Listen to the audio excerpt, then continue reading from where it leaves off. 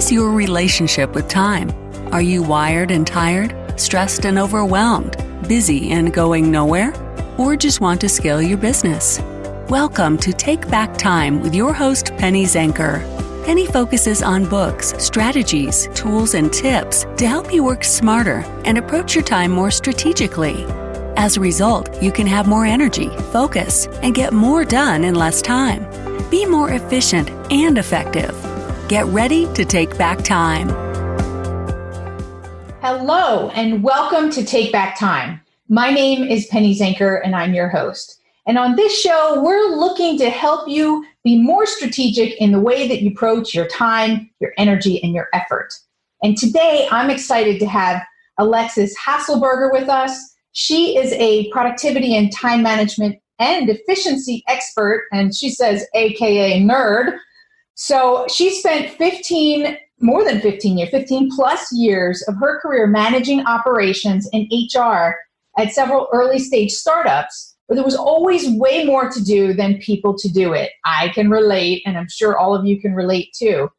And she also believes, aside from working hard, that work-life balance is essential for everyone, even though the definition may be different for everyone. So welcome, Alexis. Without further ado, welcome to the show. Thanks, Penny. It's so exciting to be here and talk to you about my favorite subject. Yeah, well, tell me, why is it your favorite subject? I mean, really, that is pretty nerdy, right? It is. Yeah, it is pretty nerdy. And a lot of people think, oh, time management, that's not fun. I think it's totally fun because my goal in life is to help other people figure out how to implement systems, strategies, etc., so that we can do more of what we want and less of what we don't, and decrease the stress levels that we all experience when we're working and we have families and there's just a million things to do. And I think, for me, it's really important that I have time for myself every day. And in order to do that, I need to be really mindful of how I use my time. And I want others to know that there's a way to get there also. So let's jump right in. Let's talk about what is one thing that you do to give yourself time every day for yourself. Exactly. So I think one thing I do is time blocking, which I know is not a new thing for, a lot of people time block, which is really saying, here's what my intentions are about what I'm going to do. And here is when I'm going to do it. And then sticking to that as much as I can. I mean, we can't stick to it 100% because we live in the real world, right?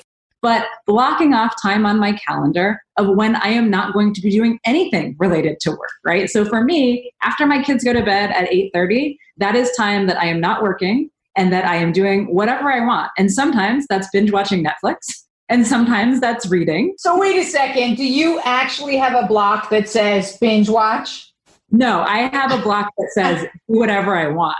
Okay. So right? You're very specific in blocking time that you're going to spend for yourself. So do you distinguish? So let's say, and I do the same thing, but I don't necessarily block after I'm off. But yeah. What about like workouts and things like that? Are those clearly marked as a workout, or is that just blocked as free time for you? So workouts are clearly marked as a workout, and because you have to build it into your schedule. If you just expect that time to come, if you expect to find the time, never going to happen. Right? Not going to happen. And if you don't call it workout, you'll do something else, right? Yeah. So I have a block every day. That's the first thing I do when I finish work. So when I finish my meetings for the day, or when I finish my end of day planning, I have a block that's workout. It exists 5 days a week, and I move it around based on when my meetings are, but it's in there as a recurring appointment so that I know that I have to find a place in the day to make it happen. And so what happens if something gets in the way? What do you do? So lots of times things get in the way, right? And so I'll readjust. I have, I believe in being really kind with yourself about this stuff. So my goal is to go for a 35 to 45 minute run every day. That's my goal. If things get a little screwed up and I really just don't have time because, client meeting ran over, or there was an emergency, or my kids' school called and I needed to go pick them up or something, then I will still do exercise, but I'll do exercise that takes less time. So I'll switch to, say, the New York Times 7-minute workout that I know I can do in my house. Right. I'll just switch it and say, you know what? I didn't get a full run in today, and that's okay, but I did do some exercise. And I think that's the key thing is I do the same thing. And I think, and I tell people that it's, if it's important to you and it's a block there, then you can't delete it. Right. You have to either move it or you have to adapt it. Like you said, even you can still work out in 5 to 7 minutes, right? Right. There are plenty of New York Times, you said, and there's plenty of apps that'll allow you also to choose like, a 5-minute workout, and they'll give you like serious abs or whatever for 5 minutes. And that's way better than not doing it, right? It's so important to create that momentum, and that keeps that momentum going. Right. And that's what keeps the habits going, right? Like we all know how hard it is to get back into exercising or anything really after we've been on vacation, right? Right. If you don't have those habits built in. Absolutely. Well, that's an important tip. And, you say, oh, we all know about time blocking. There's a lot of people who don't actually, I'm surprised, who don't know what time blocking is. So just give us your perspective on what time blocking is. Yeah. So for me, time blocking is putting actual time blocks on our calendars as if they were meetings for things that are not meetings, for things that are things that we want to get done. So for instance, what this looks like in my world is I have, of course, my calendar that has my client appointments and things like that on it. And then I have an overlaid calendar called time blocking where I fill in the gaps with what I'm actually going to do from my task list. So if I have large things, I will, on a weekly basis, I'll kind of fill in the blocks of large projects or tasks that I'm doing. So maybe writing a blog post or creating content for a workshop that I'm doing or something like that. And then I also have blocks for the things that take time, but we often don't think about. Like what? Email, right? Email and Slack. Like these things, they take time out of our days, sometimes a lot of time, but we often just kind of do it in between things and don't prioritize it. And we think, this happens all the time. It's like, somebody's like, well, I work an 8-hour day and I have 3 hours of meetings. So that means I have 5 hours to work on my projects. And it's like, no, you don't have 5 hours to work on your projects because you have to subtract the hour and a half that you would be answering your email and communications and things like that. So we have to for me, time blocking is about being realistic. I just wrote that down, right? Is that we're not, to come back to it, is that we're unrealistic a lot of times in the way that we plan for things. Right. Exactly. I mean, I have a block on my calendar that says cook dinner because I know that if I just leave it to the last minute, that my kids are going to be eating later than we intended, right? Right. And so I have to build that time there because otherwise, we think we're going to remember. We think that in the heat of the moment, when somebody's saying, can you meet at 4:00? We're like, yeah, I can meet at 4:00. Nothing's there. But then we forget about the exercise that we wanted to do or the fact that we have to cook dinner or whatever it is. Right. And there's an opportunity cost, right? Is you could meet someone, but that might mean you're not going to the gym. So you have to, when you're blocked out, you get to be more, like you said, more deliberate and more purposeful about what you're choosing to do. Right. More intentional, right? I think a lot of times we do what's called letting the day happen to us, right? And where we're just kind of like, this person wants to talk and it's email and then this person's meeting. And then we get to the end of the day and nothing's crossed off our to-do list, even though we've been, quote, working all day. Right. And we feel bad about how we spent our time. We don't feel good about it. Right. And my goal, in working, and for myself and with other people is how do we feel better about what we did get done versus what we didn't get done? Because I'm not helping anybody make their to-do list shorter, right? Right. We're getting better about how we're spending our time on the important things. Absolutely. Absolutely. I said that too. I actually said somewhere and somebody gave me a really hard time. I said, I think productivity is a feeling. Yeah. Yeah. What do you think about that? I 100% agree. I mean, I am literally always saying to people, look, we're going to die one day with a big long list of stuff we didn't do. Right. And that is okay. That's actually preferable because what would it be like if we just finished everything every day? We'd have nothing to strive for, right? And I think you're totally right in calling it a feeling that what we want to get to is that we know and we feel good that the stuff we did was more important than the stuff we didn't do. And that's it. Absolutely. Because, it's not like when you lay in bed sick, right? Do you think, oh, I was so unproductive today? You feel pretty productive because you did what you needed to do. Right. My body did the work that it needed to do. I needed to lay down and sleep all day. And that was exactly what I needed to do. Right. Right. And the same for leisure time too, right? I mean, I come across a lot of people who they feel really bad anytime they watch TV or something like that. And I'm like, you deserve time to do something that you enjoy. That's totally fine. No, nobody's judging you. I'm not judging you for what you want to do in your free time. Right. Right. I'm happy you have free time to watch TV. So let's talk about vacation. There's a lot of entrepreneurs that, haven't had a vacation in like 10 years. Yeah. How do you feel about that and productivity and time management? So all of the studies, which I'm sure you know, show that it is incredibly important to have breaks. And not just breaks, in 5 minutes here and there, but actual breaks from work that allow our minds to decompress. And that when we do take real breaks where we sort of decompress from work, that we come back more productive, more creative, and more accurate in what we're doing. And so I actually think that, I am a person who, even when I worked for other people, I never checked email on a vacation. Like not once, because I always assumed that if somebody really needs me, they will find a way to get me. They will call me. And you know what? Nobody ever needed me. Like, we are not as important as we think we are. Well, that's true, right? Right? And so nobody needed me. And so that helped me feel good about that. I think, you're right. There's so many entrepreneurs out there who never take vacations. And I think that's exactly how we burn out, and also how we get stuck in ruts in our business. Because absolutely. I don't know about you, but I get my best ideas for my business and for blog posts when I'm on a run. Totally. Like, I am literally always stopping to make a voice note about a great blog post idea that I had when I was just running, Me too. Totally. When I'm working out, when I'm in the shower, when I'm taking a walk, it's generally when I'm not at the desk. And I think also that if you are that important in your business, that your business is not going to scale, and you're not going to be able to grow your business if you're intertwined in every aspect. So, you can celebrate and should take yourself out of the business. And that's a way to show that it's working, right? And that's also how you model healthy behavior to your employees. Because I think, the other thing I've seen, I grew up in the startup world, right? And so another thing that I saw all the time was CEOs who said stuff like, hey, you're not expected to work on vacation. You're not expected to answer your email after work. But when you then see that person is sending you an email at 3 a.m., when you get back to work, you've been at work an hour after a vacation, and they're like, are you up to speed on X, Y, and Z? The message they're sending is that whatever they say, they actually do expect you to be on. Right. That's a challenge. How do you suggest that people deal with that? Because that is a challenge for a lot of people. They said, yeah, but, right? That's a great strategy, but it doesn't work for me. Yeah. I mean, I think it's interesting, right? I think our tool, I'm not just all about tools and technology, but there are ones that can really help us.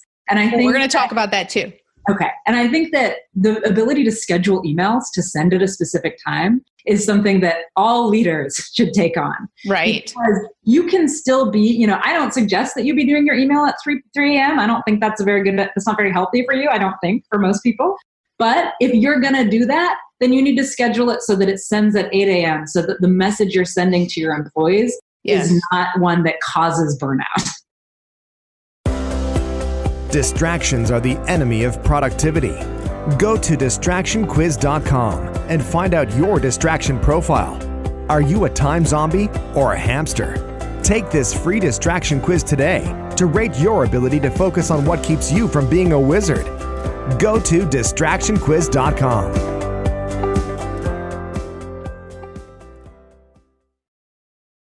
Yeah, or you can hold it. You can draft it, right? And then just send them all after you draft it. I think it's important, and I want to talk about the other side of that, about the receiver. But I think I call it the hot potato syndrome. Yeah. Is because, it's like I got something on my plate and it's hot and I got to get it off just because I want to get it out of my head. Yes. And so just because that's urgent for me to get out of my head doesn't mean that it's urgent for the other person to do exactly at that moment. I just want it off my plate. And I think people, unfortunately, they pass the hot potato along and everybody thinks it's a hot potato. If you just hold on to it and let it cool down, it'll be what it's supposed to be, right? And so I think what you said is perfect, is that using scheduling and respecting other people and how they might be receiving it is going to help productivity all around. And also for the receiver is not to see every request as urgent. Oh, you are speaking I'm like having trouble. We do speak the same language. Yes, we are speaking the same language. I totally agree. I'm always telling people, look, person sending you that email that gave you that notification, they're not thinking about you. They're not thinking about you and that you're going to get this. They are thinking about themselves and that they want to get it out of their brain. Yeah. And so this, that we're kind of in an environment now where I think we're in kind of the baby nascent stages of learning how to use technology for good and instead of having it kind of run our lives. And I think on the receiver's end too, turning off those notifications, right? Yes. Why can't people do that? Tell me why. Yeah. It's like, I have no notifications on. I mean, I have meeting notifications because that's important, but no Slack, no email, no text, not on my phone, not on my desktop, because I want to be in control of when I respond to other people. Yeah, because you can go get it when you need it, but it is a distraction. Even if you hear it and you don't act on it, your brain has shifted for a moment and is still thinking, I wonder what that was. I wonder if that was important. Right. And there was that study that came out of UC Irvine a few years ago, right, that showed that every time we are distracted or interrupted, even if it's one notification popping up on our phone, even if it's a silent one, it's just a little light, or when we distract ourselves by, we're doing something and then we're like, I should probably check now, right? That when that happens, it takes us on average 23 minutes to regain focus on what we were doing. Absolutely. Did you hear we just got a notification in there at that very moment? Yes, I think actually that was my meeting notifications. That we're meeting. And there it goes again. Right now. Because I told you the only notifications I have are meeting notifications. Right. And so I think it's important that people manage that and that you can select which ones you hear and which ones you don't hear. I don't even have meeting notifications because I'll look at my calendar in the morning and I can go after each meeting and look at my calendar and see what I have when I'm finished with what I have. Yeah, I used to not have meeting notifications either, but now I have clients who are talkers. I have a lot of clients who talk a lot, which is a great thing, but sometimes I need to, I need to check. Regulate the time. Absolutely. And there's different strokes for different folks, right? I think it's important that whatever we're talking about, like when you said somebody is sending at 3 a.m. Well, if you can't sleep and that's the most productive use of your time because you just couldn't sleep, it is what it is. And you get to make the decisions of whatever is going to be productive and make sense for you, right? But we're just giving some best practices. Yeah, exactly. So let's talk about, we didn't answer that question fully, and then I want to talk about tools a little bit. So for that person who gets the email from the CEO at 3 a.m. or their boss texts them at 6 a.m., what do you suggest they do with that? So I think that if we can get people into a rhythm where they're processing, I don't call it checking email, I call it processing, right? Like processing their email a few times a day, that is the best for most people's, the way that their brains work and for not getting distracted and for having deep thinking time. But it also requires communication, because if you are a person who has been responding immediately to everything, you actually do need to have a conversation and say, hey, I am trying out some different techniques because I have noticed that my focus and my productivity needs some work. And I bet a lot of other people's do too. And so what I'm going to be trying is I'm going to be checking email, at 10 a.m. and 2 p.m. and 5 p.m. If you need me urgently, please call me or please text me or whatever that. Have a message. The notifications, right? Because we've all got something. Most of us, I do keep my phone on silent during the day, but most people do not, right? And so what is that one way that someone can get to you if they really need you? Right. And I find that when people have this conversation, they often realize that, their boss they weren't expecting them to answer at 6 a.m., right? They're like, oh my God, I didn't even know that you were thinking that I needed a response then. Right. Right. And it's because we make everything urgent. So I think it's critical that we have those conversations with our teams, with our boss.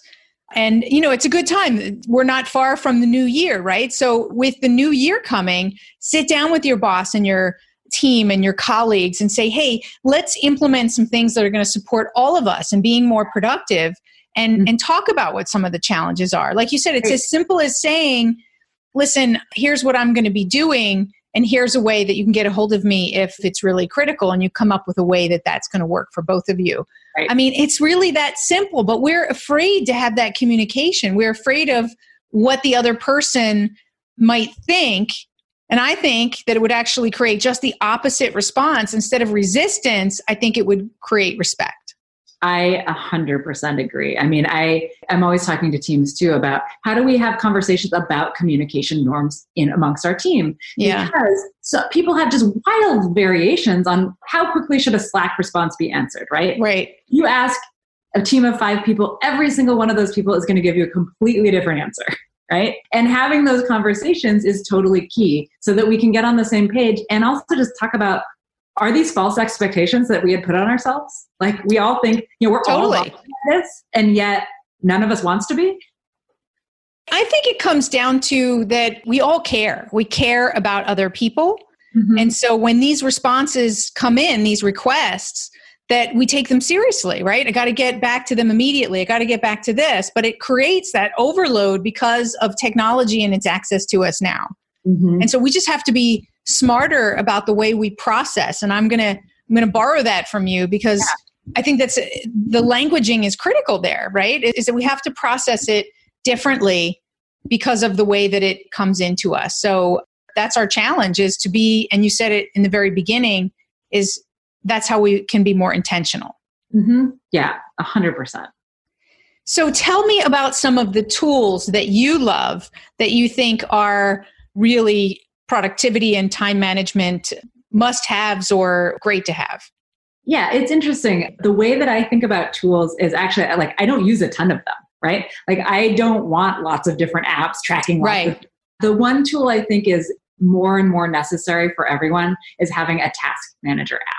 Having some place that is electronic where you keep all of the things that you have to do and the stuff that you have to follow up on. And I teach a method of task management that's kind of system agnostic, but I do have my favorite. So the tool that I recommend most often to my clients is called TickTick. TickTick. I don't know that one. It is a task manager app that no one has ever heard of. It's like this secret little thing. It has an amazing, amazing interface. Like, it has all the features you want, none of the bloat that you don't. It has an amazing free version, and nobody's ever heard of it. And like, I feel like I'm their unofficial ambassador because like, this is the tool that I recommend most frequently to my clients who are not already using Asana or something like that. Right. Good. Check it out. Yeah. What are the features that you like most in it? So people can understand also when they're managing their to-do list, what are some of the things that help them to be efficient and effective in doing that? So for me, the way that I approach task management is that you need a few fields. Any system you use, you're going to need a few specific fields. So you need a subject field. Like, what is the task? What is the thing that you're doing? You need a description so that you can add what are your next steps, or what is a checklist of things that you're doing on this thing, or just notes about it, right? Right. You need a date field so that you know, not necessarily due dates, but when are you going to take action on something? Mm-hmm. I mean, we need to know due dates where there are due dates, but we also need to know, when are we actually going to do this thing? What is the date that I'm time blocking so that I'm actually going to work on this next step of this thing at that time? Right. And then you need a way to document. So you need a comment field. Most task apps, including this one, has a commenting field where you just type a little quick note to yourself. It time and date stamps it. And that way, when somebody asks you, where are we on X, Y, or Z? You can look and be like, oh, I sent the email to Bob on Tuesday and Julie talked to me about it on Thursday. And now we're at this stage, without using your memory for all of that. Absolutely. Awesome. All right, great. So give us 2 more. We're winding down to our time limit here. Give us 2 more. You don't have to describe them, but just what are they and what do they cover? So the other tools I really love I love Calendly. Even people who don't have a business, I think Calendly is a great way to ensure that you're not having all these back and forth emails about when can we meet. For sure. Any kind of app like that, I think is great. And then honestly, I think our calendar, it's such a basic tool, but so many people aren't using their calendar to full effect, right? They're looking at it sometimes, they're not using it for time blocking, but being able to effectively use our calendars, not just for our work management, but also, I have a family calendar that overlays on everyone in my family's, our own calendars. Absolutely. So that we know where everyone is. On that, I have our meal plan so that everyone knows what's for dinner and people can just stop asking me, what are we having for dinner tonight, right? Right. Some really simple things to share, right, can be done and shared through the calendar. Absolutely. Yeah. Awesome. Yeah. Well, thank you. And I'm sure you've got loads of other tips and tricks that you'd love to share. Where can people find out more about you? Yeah, so my website is alexishaselberger.com, and I hope you'll put that in the show notes because nobody can spell my last name. And that is really the best place for people to find out more. I do offer, I have a newsletter that's free if anyone's interested in that. I know we all need more email, right? But I try to send out tips only when I have something valuable to say. Awesome. Great. Well, thank you, Alexis, so much for being here and sharing some really valuable, important time management and productivity tips. Thank you so much. It was a fun conversation. And thank you all for being here. And even though you know some of this, the truth is you're not doing some of this. So if you want to be more intentional and really get the results that you're looking for, and as I said, feel more productive, then look at your consistency level, putting these things into practice and being consistent about the application. That's what it's all about. So thank you all for being here. My name is Penny Zanker, and this is Take Back Time. We'll see you in the next episode.